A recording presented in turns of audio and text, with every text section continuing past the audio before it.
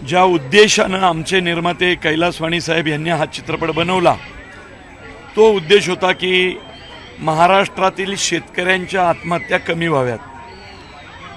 आई महालक्ष्मीची अंबाबाईची अशी कृपा राहिली, स्वामींची अशी कृपा राहिली की चित्रपटानं पहिल्या 4 दिवसातच अनेक विक्रम मोडले। प्रत्येक मराठी रसिक प्रेक्षक जीव तोडून सिनेमावर प्रेम करतोय आणि सगळ्यात महत्त्वाचं सिनेमाची पब्लिसिटी आम्ही करत नाहीये, तर जो मराठी माणूस हा सिनेमा पाहून जातोय तो सगळीकडे जाऊन या सिनेमाबद्दल बोलतोय।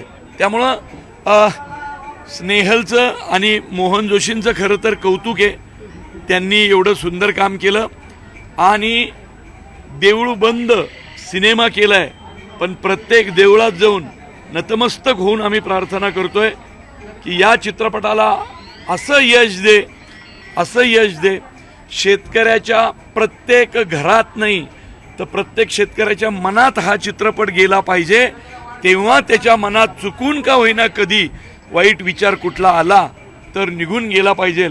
आणि सिनेमात आम्ही शेतकऱ्याला प्रति परमेश्वर म्हटलंय, कारण परमेश्वर माणसाला जन्माला घालतो, म्हणजे माणसाला जन्माला घातलंय आणि परमेश्वराने जी कलाकृती केली माणूस नावाची तिचं पोट शेतकरी भरतो।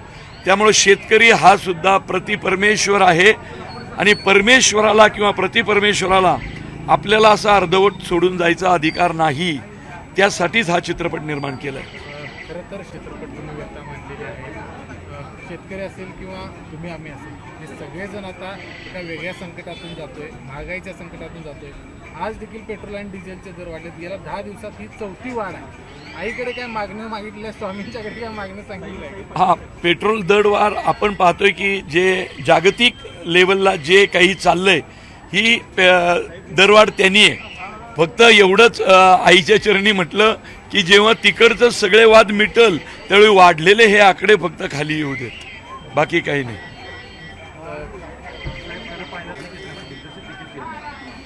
चित्रपट महामंडळाची निवडणूक लागलेली आहे, खरं तर या निवडणुकीमध्ये आता विजय पाटकर माझे अध्यक्ष होते, आता अध्यक्ष आहेत, त्याच्यामध्ये खूप मोठा कलगीतुरा पाहायला मिळतो। कसं पाहता या वादाकडे? चित्रपट महामंडळ म्हणजे खडगं झाले असं विजय पाटकरांनी म्हणले, काय तुमच्या भावना आहे? नाही, मला हे काहीच माहीत नाही, कारण चित्रपट महामंडळ किंवा आम्ही असं काही कधी संबंध आला नाही, मी काही कधी मतदान पण केलेलं नाही।